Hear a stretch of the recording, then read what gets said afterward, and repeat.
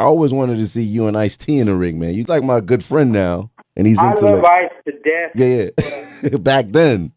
oh man, come on, man. That's like, oh man, that's like a You Chihuahua and a pit bull, man. Come on, yeah. Ice, like Ice got guns though.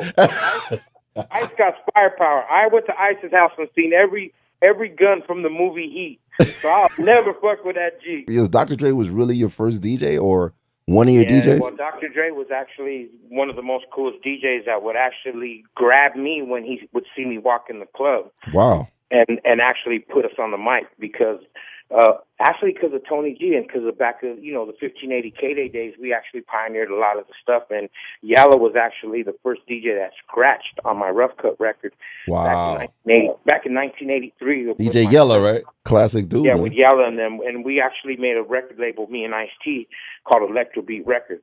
Man, I would take one, man, for Ice, man, and I love that boy to death. It would never ever come to blows with that man, because that man really showed me. He really taught me really how to go after my Latino market. If you really want to know, Wow. Ice-T, I was one of the Evil 3 MCs of Original Rhyme Syndicate. I'm actually one of the members through Ice-T became one of the members of actually the Zulu Nation. Do you respect like how the young LA cast that's coming out now? You see how Kendrick loves MC8 Kendrick, I got mad respect because he brings like all the classic dudes in. But I want to say to the young cats, Yeah.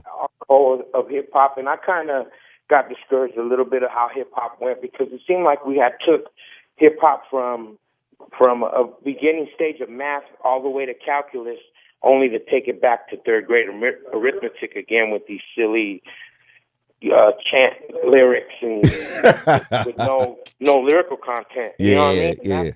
That's the thing that kind of fucked me up. With the whole scene of rap. What's up with I'm sorry for cutting you off. What's up with Tupac though? Because that's one of the biggest questions that we got. Your son gave me a little input, but I know you kind of like interacted with him during all that West Coast stuff. Yeah, man. Pac had a lot of love for me, man, and like I said, man, it's unfortunate that we talked about Rick, and now we're gonna go into Pac, talking about two people that have passed and two people that have left us and have gone on, and the spirits and all that I believe that have conjured up, they really haven't left too far, man. They come into the people that are around them still on this earth doing what they loved and their passion, and try to put their spirit and instill their music talents inside of them. And I think Pac has reached out to a lot of people, and he's done that to a lot of people, bro. And that's a beautiful thing. You also work with Eazy E, of course. You were under the label. Yes. You actually took the kid off, right? After Because during that time we had gone through some things. And legal stuff, right? He's a gangster. I mean, if Eazy went in 2 weeks and took me off of Virgin Records, that's gangster. Wow. Holy shit. He was like, man, you got to be over here with me. And, man, the vision, and, Eazy's death was so untimely and so fucked up. I mean, that Friday, before he went into the hospital that Sunday, I knew he was on the AIDS, the floor of the AIDS floor at Cedars-Sinai, because I knew a girl at that time that was she's a nurse that was working there, and she told me, and she's like, man, I seen Eazy E here on the AIDS floor. And I was like, what? And she's like, yeah. Wow. And I was like, oh, he's probably over there with the kids and doing something, like maybe some kid got HIV or something. He's probably went over there to go see him in the hospital. And he's charity like, nah, shit, right? Yeah. Yeah, and he was like, nah, Frost, nobody's allowed on this floor, period. Wow. And they were like, what? And they were like, so I called Tony. And then that was 2 weeks before, and Tony yelled at me on the phone. Tony G was like, nah, man, he got bronchitis or something in his throat. Something fucked up. So, man, this is 2 weeks before anybody even knew, but I knew from this girl. So I stayed quiet, bro. And then we came back, and then Tony calls me on the phone. Who told you that? And I called this girl on three-way, and I was like, and she was like, man, I'm not trying to cause no trouble or nothing. I'll lose my job if you guys even know I told you guys he was here. And Tony was like, man, that's fucked up. Sure enough, man, he has AIDS. He's going to die. Damn. And that's when we already had known, but that Friday he was in New York. He was shooting that video with Wu-Tang or whatever with them super soakers and all that. Remember that? Wow, that's crazy. And then it just switched up like that? Are you serious? In a matter of a month, bro, he just went out. That's why I've never heard of anything like that from AIDS, and I've never heard of anything like that, man. I really do believe that he was. It was a lot of foul players. Operation Stop Rap shit, man. He was toying and doing a lot of shit with the government, man. Wow, man.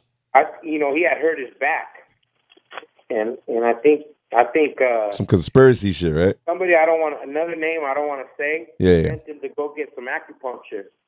Wow. I think they acupunctured him up with tainted needles, man, because that was the only way that they can get it in his body. I think his bloodline to kill him that fast. I mean, NWA was fucking with the government heavy, man. Like, you guys, they were on like the wanted list, and they were in the news. Yeah, but not only that, man. Crazy. He was paying like $1,500 to go to the White House and sit at these fucking dinners just to clown and wear one lens glass with all gangster and Eric Wright. And they knew he was a millionaire, so they, of course, they don't know who it is, and they just send him an invitation by chance because they were paying for all these Hollywood to donate money to these millionaires to the White House, and Eazy went. And I think that was when he toyed with that shit and then clowned, and then I got the letters from the FBI to tone down that fuck the police and all that shit. It fucking, I think it's the same as fucking Pac and the same as, when you got somebody saying Mr. Clinton, Mr. Vato, you're too lame to understand the way the game go. You're lame, so I got to hit you with a hot pack. You're saying, man, I'll kill the president, straight up. And wow. When you got 3.5 million, 4 million preppy kids in colleges saying it and repeating that shit, that's like power right there. It becomes a problem. Yeah. It becomes a problem. So, to this day, man, and I've had a fixed perception, and I've never been wrong about a lot of shit. Man, nobody can shoot in a circle pattern like that with them bullets and then not get shook. But shooting that circle, man, gangsters would have sprayed that whole fucking car up, because unless you're a sharpshooter or somebody that's a target sharpshooter that can marksman, wow, you are not shooting in a gun pattern like that. That's a pattern that somebody's been shooting in a fucking target range for fucking days and days on end. That's, it's funny you brought that up, because it's the same thing over and over with the Big E and the Pac, and there's no proof of who did it. Man, but anybody else, man, anybody else in the streets, or if it was street on street, they'd have brought a motherfucker up so quick. Yeah. But it's all hush money. Why did Poole and all these police officers quit? Why did they just walk off the force after that and say, you know what? Because there's corruption involved, bro. It's some government operation, stop rap shit, bro. The same way you only had 20,000 people following Martin Luther King at a march, and they stopped him, right? Damn, so you imagine like the whole country, then the whole world. You got 3.5 million college kids listening to fucking NWA and Tupac. It's a problem, bro. It's a problem. It's crazy. Like another shocking thing is when because Dre always had beef with Eazy E, but he went to see him in his last days. That was kind of ill during that time. They didn't let him in. Oh wow, serious? Holy shit! They didn't let him in. The Nation of Islam already had the fucking walls. Tamika wasn't letting nobody in. Remember, she made Eazy marry him on his deathbed. Wow. Howard was already going for the neck. Howard already had fucking Schweitzer and them already fucking going at the estate. Damn, man. He got Heller pulled $12 million out of all that.